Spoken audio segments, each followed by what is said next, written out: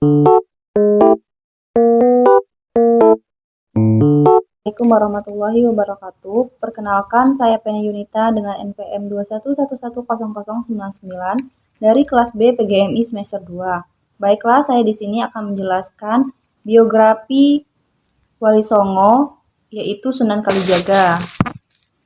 Sunan Kalijaga merupakan tokoh Wali Songo yang ikut menyebarkan agama Islam di Pulau Jawa. Namanya lekat dengan Muslim di Pulau Jawa karena kemampuannya dan membawa pengaruh Islam ke tradisi Jawa. Sunan Kalijaga memiliki nama asli Raden Said yang diperkirakan lahir pada tahun 1450 Masehi. Sunan Kalijaga merupakan putra dari Adipati Tuban yang bernama Tumenggung Wilatikta atau Raden Sahur. Ayah Sunan Kalijaga yaitu Tumenggung Arya Wilatikta merupakan keturunan dari pemberontak legendaris Majapahit Ronggolawe. Berdasarkan riwayat masyhur bahwa Adipati Arya Wilatikta sudah memeluk Islam sejak sebelum lahirnya Raden Said. Meskipun seorang muslim, ia dikenal sangat kejam dan sangat taklid kepada pemerintah pusat Majapahit yang menganut agama Hindu. Ia menetapkan pajak tinggi kepada rakyatnya, sedangkan Raden Said, muda yang mengetahui dan tidak setuju dengan segala kebijakan ayahnya sebagai adipati, Raden Said sering membangkang pada kebijakan-kebijakan ayahnya.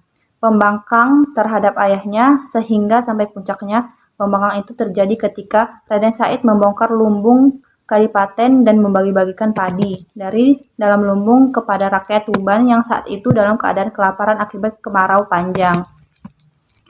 Karena tindakannya, ayahnya kemudian menggelar sidang untuk mengadili Raden Said dan menanyakan alasan dari perbuatannya. Kesempatan itu tidak disia-siakan oleh Raden Said untuk mengatakan alasan pada ayahnya. Raden Said mengatakan bahwa alasannya melakukan itu karena ajaran agama Islam. Ia menentang ayahnya yang menumbuk makanan di lumbung sementara rakyatnya hidup dalam kemiskinan dan kelaparan.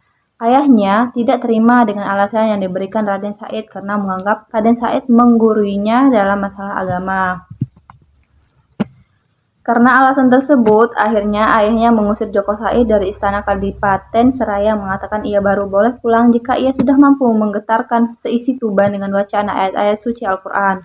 Raden Said menjadi perampok. Setelah keluar dari Kadipaten Tuban, Raden Said merubah menjadi perampok yang terkenal dan ditakuti di kawasan Jawa Timur. Namun, dalam merampok, Raden Said memilih korban dengan saksama. Ia hanya merampok orang kaya yang tidak mau mengeluarkan zakat dan sedekah. Sedangkan sebagian besar hasil dari rampokannya ia bagi-bagikan untuk orang miskin. Dari sinilah ia sering diberi gelar Lokajaya, yang artinya perampok budiman. Namun semuanya berubah ketika ia bertemu dengan seorang ulama yang berada di suatu hutan. Lokajaya melihat ada seorang kakek tua bertongkat. Orang itu adalah Sunan Bonang. Lokajaya melihat tongkat itu seperti tongkat emas, sehingga ia merampas tongkat itu dan mengatakan hasil dari rampokannya akan dibagi kepada orang yang miskin.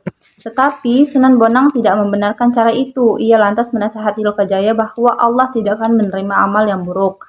Lalu Sunan Bonang menunjukkan pohon eran emas dan mengatakan bila Raden Said ingin mendapatkan harta tanpa berusaha, maka ambillah buah aren emas yang ia tunjukkan kepada Sunan Bonang.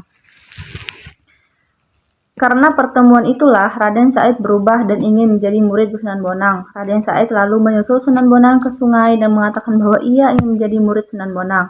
Sunan Bonang lalu menyuruh Raden Said untuk bertapa sambil menjaga tongkat yang ditancapkan ke tepi sungai. Raden Said tidak diizinkan untuk beranjak dari tempat tersebut sebelum Sunan Bonang kembali datang. Raden Said lalu melaksanakan perintah dari Sunan Bonang untuk menjaga tongkatnya. Karena itu, ia menjadi tertidur dalam waktu lama, hingga tanpa disadari, akar dan rerumputan telah tumbuh menutupi dirinya. 3 tahun kemudian, Sunan Bonang datang dan membangunkan Raden Said karena ia telah menjaga tongkatnya yang ditancapkan di sungai dan melakukan pertapa. Maka Raden Said diganti namanya menjadi Kalijaga.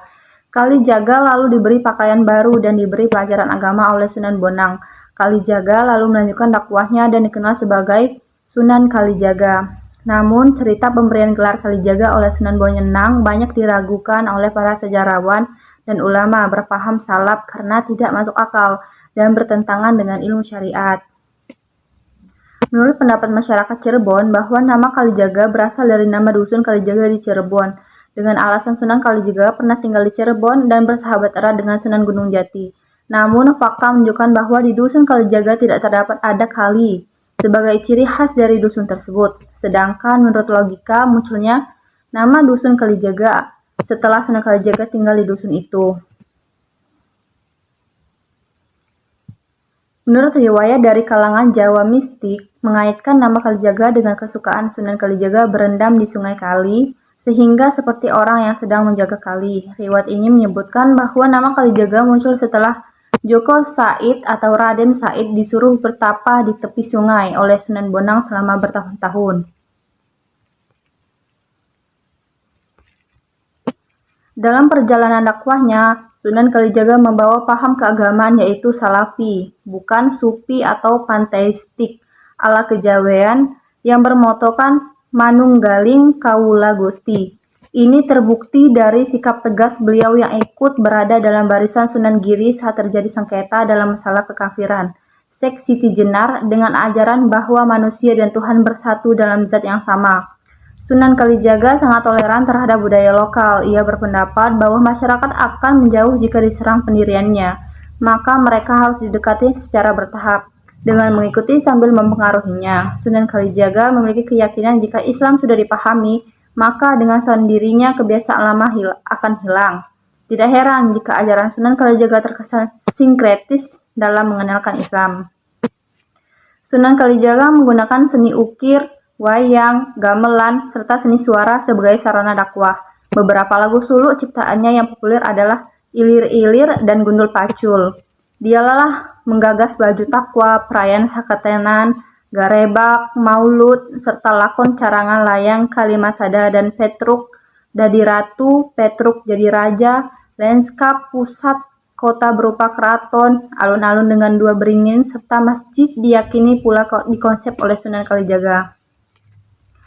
Metode dakwah tersebut sangat efektif. Sebagai besar adipati di Jawa memeluk Islam melalui Sunan Kalijaga. Di antaranya adalah Adipati Pandanaran, Kartasura Kabumen, Banyumas, serta Lajang. Berdasarkan riwayat masyhur mengisahkan bahwa masa hidup Sunan Kalijaga diperkirakan mencapai lebih dari 100 tahun. Ini membuktikan bahwa Sunan Kalijaga mengalami masa akhir kekuasaan Majapahit pada tahun 1478 di Kesultanan Demak, Kesultanan Cirebon, Kesultanan Banten, dan Kerajaan Panjang yang lahir tahun 1546, serta awal lahirnya Kerajaan Mataram. Ketika wafat, ia dimakamkan di Desa Kadilangu, dekat kota Demak ataupun Bintara. Makam ini hingga sekarang masih ramai diziarahi orang-orang dari seluruh Indonesia. Baiklah, mungkin itu materi yang bisa saya sampaikan. Saya akhiri, wabillahi taufiq wal hidayah. Wassalamualaikum warahmatullahi wabarakatuh.